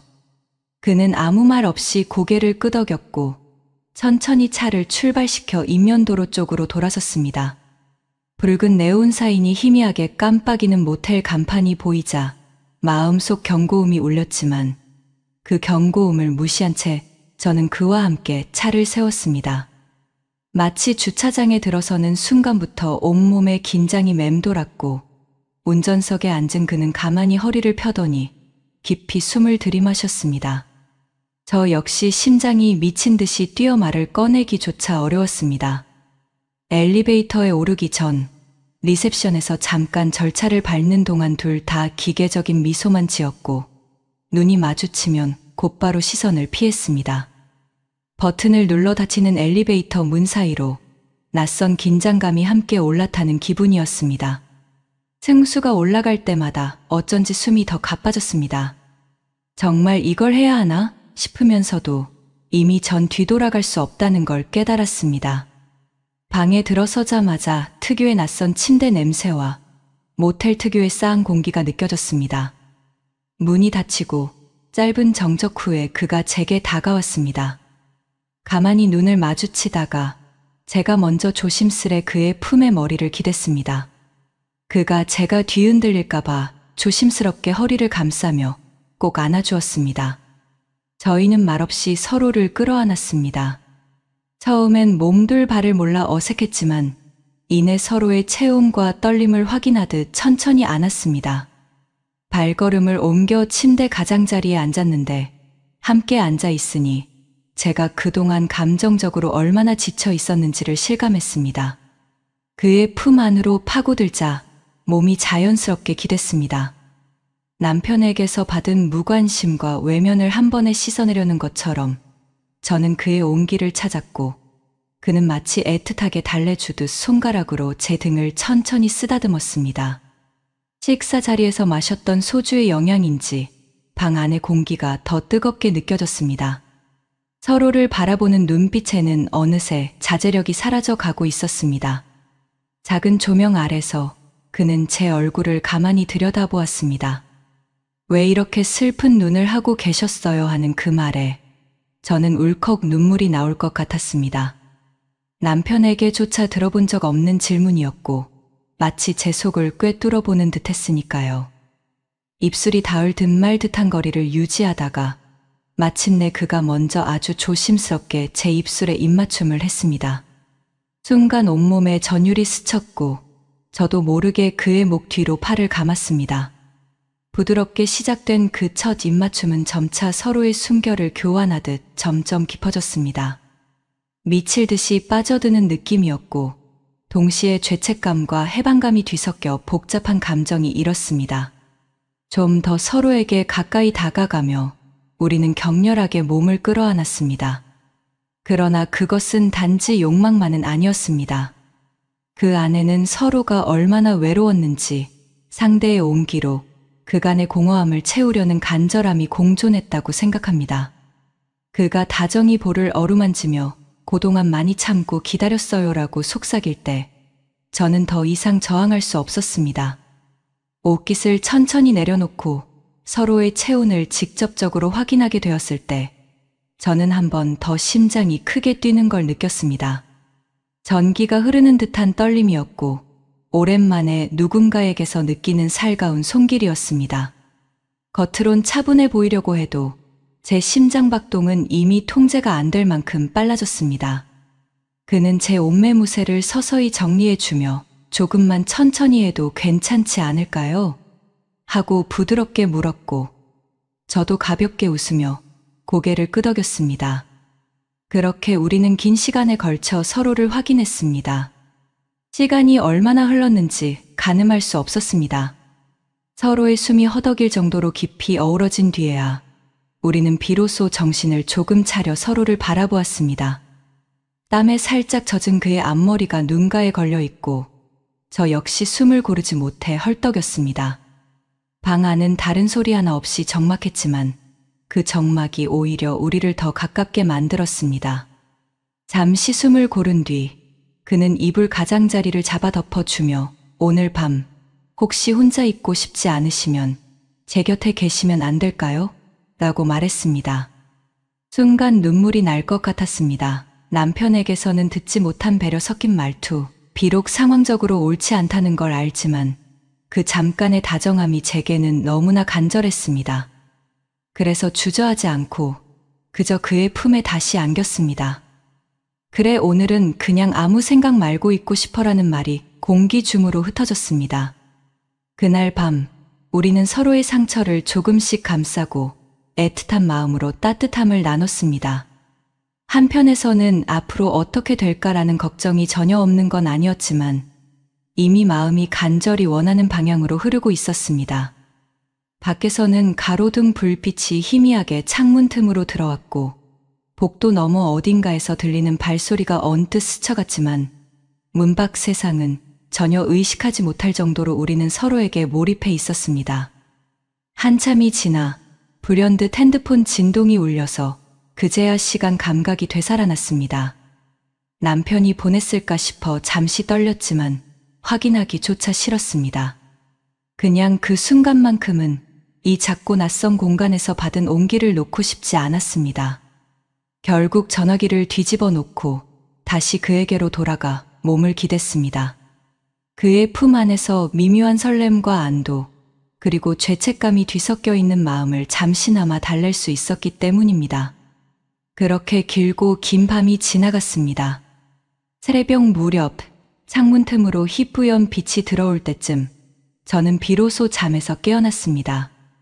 아직 그의 품에서 벗어나지도 않은 채 가만히 호흡을 가다듬었습니다. 이게 정말 옳은 일인가 하는 생각이 다시 솟았지만 돌이킬 수 없는 일이 벌어졌다는 걸 인정해야 했습니다. 한편으로는 후회하지는 말자, 지금 이 순간만큼은 외롭지 않았으니까 라고 애써 자신을 위로했습니다. 새벽 2시쯤 우리는 방을 나섰습니다. 피곤했지만 이상하게 후련한 기분과 함께 머릿속은 아직 정리가 되지 않은 상태였습니다. 그는 주차장으로 저를 데려가면서도 손을 꼭 잡아주었고 몸은 괜찮으세요? 하고 물었습니다. 저는 살짝 목이 메인 채로 응 고마워라고 답했습니다. 그리고 다시 차에 올라타 집 앞까지 오니 그제야 현실이 눈앞에 다가오는 듯했습니다. 기껏 용기를 내어 불륜의 문턱을 넘었다는 죄책감과 그럼에도 마음 깊숙이 잔뜩 고인 외로움을 달래준 그의 존재가 뒤섞여 복잡한 감정이 몰려왔습니다. 한껏 흔들리는 마음을 안고 저는 문을 열고 집으로 향했습니다. 그리고 현관에 들어서는 순간 남편은 여전히 보이지 않았습니다. 텅 빈 거실, 하얀 전등 불빛 아래에서 저는 한참 동안 멍하니 서 있었습니다. 그리고 가슴 한가운데에는 조금 전까지 붙잡았던 그의 체온이 여전히 남아 있다는 걸 느꼈습니다. 그날 이후로 우리의 관계는 아무도 모르게 교감하는 연인처럼 변해갔습니다. 누군가 보지 않을까 노심초사하면서도 그 짜릿함과 따뜻함이 너무도 절실했습니다. 집으로 돌아가는 길보다 그와 함께 시간을 보내는 일이 저에게 큰 위안이자 버팀목이 되었으니까요. 사실상 불륜이었지만 이미 깨지고 있는 결혼 생활 안에서 저는 희망이나 의무감 같은 것을 거의 내려놓은 상태였습니다.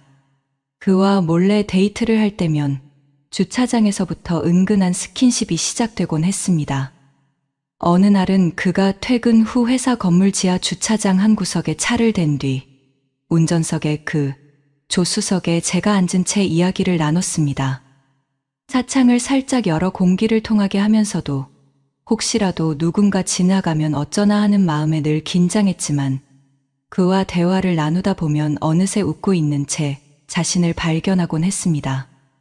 음악이 흐르는 가운데 그는 어느 순간 조심스레 제 손을 잡았고 살짝 다가와 입맞춤을 건넸습니다. 차 안은 캄캄했고 어두운 외부 풍경 너머로는 간간히 차량 불빛만 스치고 지나갔습니다. 작은 차 안이지만 그만큼 더 가까이 붙어 있을 수 있었습니다. 한 번은 서로 감정이 격해져 짙은 스킨십이 이루어졌는데 좁은 공간에서 부딪히는 숨소리가 또 다른 긴장감과 설렘을 불러일으켰습니다. 그리고 그의 자취방은 우리 둘만의 아지트 같은 곳이 되었습니다. 원래 혼자 살던 터라 집의 규모는 작았지만 그곳에서 함께 밥을 먹고 빨래를 돌리며 시간을 보내는 일은 일상적인 행복을 찾게 해줬습니다. 처음으로 그 자취방에 가게 된 날, 저는 어색하고 설레는 마음으로 신발을 벗고 들어섰습니다. 한눈에 다 들어오는 좁은 원룸이었지만 그는 자랑스럽게 여기가 제 보금자리예요. 어설프지만 살림도 조금씩 배우고 있어요라고 말했습니다. 그리고 제게 애써 준비한 요리를 대접해 주겠다며 부엌으로 향했지요.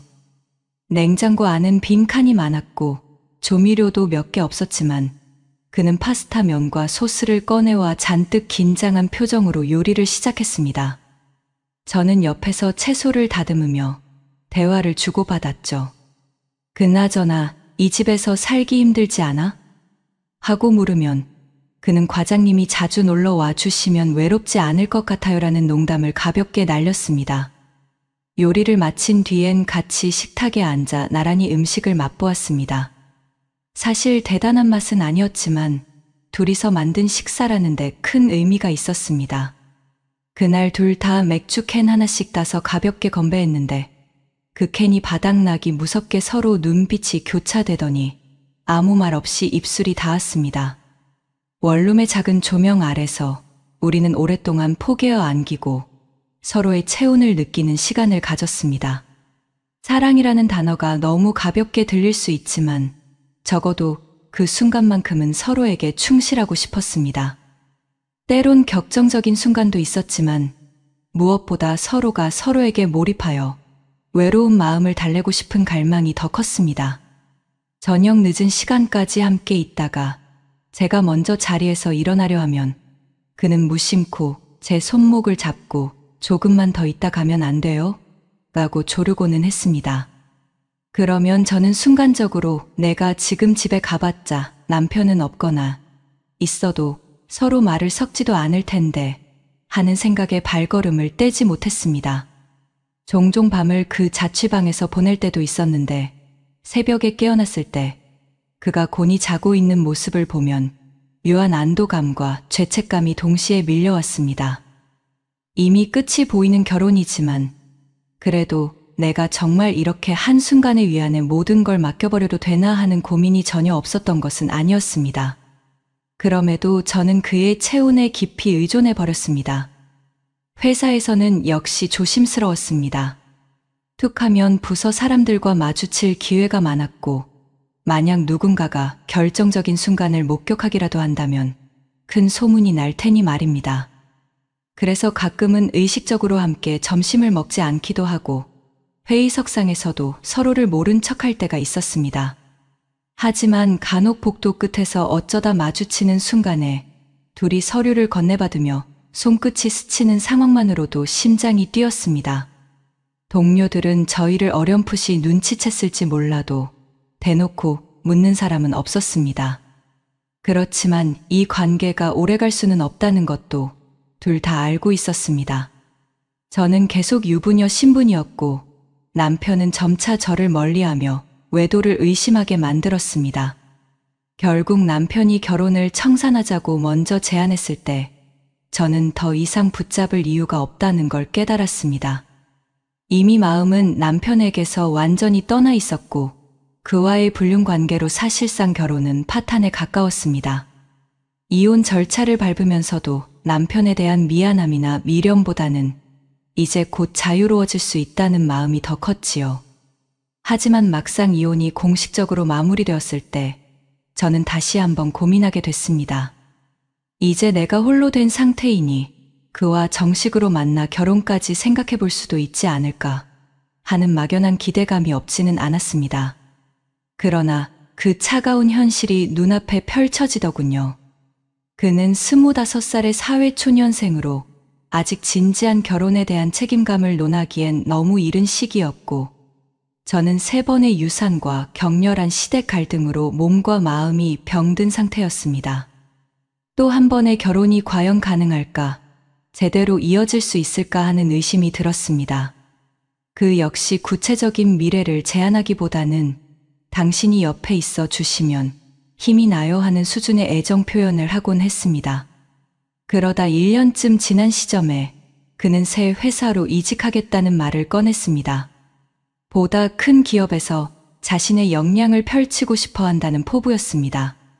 저는 그게 너한테 좋다면 당연히 가야지라고 응원했지만 마음 한구석에는 불안함이 자리 잡았습니다. 결국 그는 더 좋은 조건을 제시받아 다른 회사로 가기로 했고, 그날 저희는 그의 자취방에서 마지막 밤을 함께 보내게 되었습니다. 방은 예전과 크게 다르지 않았지만 박스 몇 개가 쌓여 있는 걸 보니 곧 이사를 준비하고 있는 게 느껴졌습니다. 저도 왠지 모르게 착잡한 심정으로 문을 열고 들어섰습니다. 그리고 별다른 대화 없이 서로를 한참 안아주었습니다. 침대에 누워 손을 마주 잡고 있을 때 그는 작게 한숨을 쉬더니 자기야, 내가 꼭 연락할게. 일단 혼자 몸 잘 챙기고라고 말했습니다. 듣는 순간 울컥했지만 울음이 나오진 않았습니다. 그가 다른 도시로 떠난 지 얼마 지나지 않아 저는 몸에 이상 증세를 느꼈습니다. 피곤함이 계속되고 가슴이 예민하게 반응하는 등 과거 임신 때 경험했던 느낌들이 떠올랐습니다. 혹시나 싶어 병원에 가봤더니 예상대로 임신이었습니다. 의사는 진지한 얼굴로 말했습니다. 습관성 유산 이력이 있으시니까 정말 각별히 주의해야 해요. 스트레스 받지 마시고 안정에 가장 신경을 쓰셔야 합니다. 그래도 너무 겁먹지는 마세요. 아직 가능성은 있습니다. 순간 머릿속이 하얗게 변했습니다. 이 아이가 제게 찾아온 새로운 삶의 기회일 수도 있지만 남자 쪽은 이미 다른 도시로 이직해 떠났고 결혼할 마음도 확실하지 않은 상태였습니다. 어떻게 하지? 수십 번 고민했지만 결국 아이를 포기하기 싫었습니다. 3번의 유산 후 다시는 아이를 못 가질 수 있다고 생각했던 제게 찾아온 기적 같은 존재였으니까요. 조심스레 그에게 연락을 해봤습니다. 휴대폰으로 통화도 시도하고 메일과 메시지로나 임신했어. 너랑 우리 아이일 가능성이 커라고 보냈습니다. 하지만 돌아온 답장은 아주 늦게 도착했고 단 한 문장이었습니다. 미안해요. 지금은 아무것도 해줄 수 없어요. 이후에는 전화도 받지 않았습니다. 그 한 문장에 담긴 무책임함과 혼란은 저를 다시금 깊은 수렁으로 밀어 넣었습니다. 동시에 역시나 그렇구나라는 씁쓸한 체념도 들었습니다. 저는 회사에 사직서를 냈습니다. 그리고 저는 어쩔 수 없이 부모님 댁으로 돌아가게 되었습니다. 이혼까지 했고 홀로 지내던 집에서 임신을 유지하는 건 현실적으로 힘들었습니다. 다행히 부모님은 처음에는 몹시 놀라셨지만 그래도 이 아이는 소중한 생명 아니냐라며 오히려 저를 다독여 주셨습니다. 저는 안정을 최우선으로 하고 의료진의 조언에 따라 조심조심 몸을 보살폈습니다. 중간에 몇 번이나 유산 위험이 찾아왔고 저 역시 두려움에 잠 못 이루는 날이 많았습니다. 그럴 때마다 어머니는 제 손을 잡고 딴 생각하지 말고 너 자신을 아끼고 뱃속 아이를 지켜야 한다고 말씀하셨습니다. 정말 그 한마디가 없었으면 저는 무너졌을지도 모릅니다. 남자의 연락은 끝내 오지 않았고 모든 것이 불투명했지만 뱃속 아이가 조금씩 자라는 걸 느낄 때마다 이번에는 꼭 지키고 싶다라는 강한 모성애가 피어났습니다. 다행히도 출산 막바지까지 큰 문제 없이 버텨냈고 저는 극심한 진통 끝에 작은 아이를 세상에 품에 안을 수 있었습니다. 의사는 이 모든 걸 버텨낸 걸 보고 정말 대단하시다고 했지만 저는 그저 내 아이를 지키고 싶었다는 마음 하나로 여기까지 왔을 뿐입니다. 3번의 유산 끝에 만난 아이, 그래서 더욱 소중했습니다. 아이를 낳고 한참 동안은 몸조리를 하며 부모님 댁에 머물렀습니다. 아기가 밤마다 우는 통에 잠을 제대로 못 자고 모유 수유 문제나 산후 우울감 등 온갖 어려움이 몰려왔지만 부모님이 적극적으로 도와주셨기에 한 고비씩 넘길 수 있었습니다. 그 남자는 끝내 나타나지 않았고 연락도 전혀 되지 않았습니다. 아이를 책임질 생각이 아예 없구나라는 사실에 상처받기도 했지만 한편으로는 내가 이미 예감하고 있었잖아. 결혼까지 생각할 사람이 아니었어라며 스스로를 설득했습니다. 아이가 조금씩 자라 웃어 보일 때마다 저는 복잡한 감정에 휩싸이곤 했습니다. 저는 지금 이 아이를 제 힘과 부모님의 지원으로 키우고 있습니다. 이제는 직장도 재취업을 알아보는 중입니다. 아이가 아직 어리고 제 몸도 완전히 회복되지 않아서 무리할 순 없지만 그래도 언젠가는 자립해야 한다는 생각에 조금씩 준비를 하는 중입니다. 가끔씩은 내가 다시 연애를 할 수 있을까 하는 고민도 스칩니다. 한 번은 제대로 된 사랑이라고 믿었던 결혼이 깨졌고 또 한 번은 불륜이라는 형태로 많은 상처와 파장을 남겼습니다. 어쩌면 평생을 아이와 둘이 지내야 할지도 모르지만 그래도 혹시 누군가가 제 이야기를 이해해주고 이 아이까지도 함께 품어줄 수 있다면 어떨까 싶은 마음이 들기도 합니다. 그렇다고 막연하게 누군가를 찾고 있는 건 아니지만 다시는 그 전처럼 쉽게 마음을 열 수 없다는 점도 잘 알고 있습니다. 스스로 지키고 싶은 자존심도 생겼고 2번 다시는 무책임한 관계에 휘말리고 싶지도 않습니다. 저는 이 아이와 함께 부모님 집에 머물며 가끔 아르바이트 성격의 일을 병행하면서 살아가고 있습니다. 잘못된 만남으로 생긴 아이이지만 이제는 저에게 세상에서 가장 귀중한 존재입니다. 힘겨운 밤을 견디게 해주고 아침에 눈을 떴을 때 웃어 보이는 작은 얼굴 덕분에 그래, 나도 살만하구나 싶습니다. 가끔씩은 문득 그가 보고 싶어질 때가 있지만 동시에 이제 와서 그가 무슨 말을 하더라도 아이와 나의 삶에 큰 변화는 없을 것이라는 걸 잘 알고 있습니다. 함께할 운명이 아니었다고 스스로를 타이르며 새로운 인연을 찾거나 최소한 아이에게 더 나은 미래를 선물하기 위해 노력해야 한다고 다짐합니다. 자정 무렵 아이를 재우고 나면 불을 끈 방 안에서 가끔 지난 시간을 회상해 봅니다. 전 남편과의 이혼, 불륜 관계에서의 죄책감, 그리고 결국 혼자가 된 임신과 출산, 모든 것이 겹겹이 쌓여 저를 짓눌렀던 시기도 있지만 이제는 한 걸음씩 앞으로 나아가야 할 때라고 생각합니다. 마음 어딘가에는 여전히 미련과 후회가 스며 있지만 아이의 웃음소리를 들을 때마다 그래, 이제는 이 아이가 전부다라는 결심이 또렷해집니다. 부모님도 점차 연로해 가시고 아이가 점점 자라면서 더 많은 책임과 의무가 생길 것입니다. 저 스스로도 더 강해져야 하겠지요. 때론 사무치게 외롭고 다시 누구를 믿을 수 있을까 망설여지지만 그래도 한때의 뜨거웠던 감정과 잘못된 선택들이 저를 완전히 망가뜨리지는 않았다는 걸 알기에 조심스럽게나마 희망을 품습니다. 제가 이렇게 긴 이야기를 털어놓게 된 건 제 지난 시간이 결코 자랑스럽거나 떳떳하지는 않지만 그럼에도 외롭고 힘든 결혼 생활 속에서 너무나 간절히 따뜻함을 원했던 한 여자의 솔직한 고백이라고 생각하기 때문입니다. 언젠가 누군가가 이 이야기를 듣고 같은 실수를 반복하지 않도록 경각심을 가질 수도 있고 혹은 저와 비슷한 상황에 처한 누군가가 조금이나마 위로를 받을 수도 있을지 모르겠습니다. 저는 이제 아이의 손을 잡고 한 번도 가보지 않은 길을 걷기 시작했습니다. 사회적 시선은 차치하더라도 스스로를 책망하는 마음을 완전히 버리는 데에는 아마 더 많은 시간이 필요할 겁니다.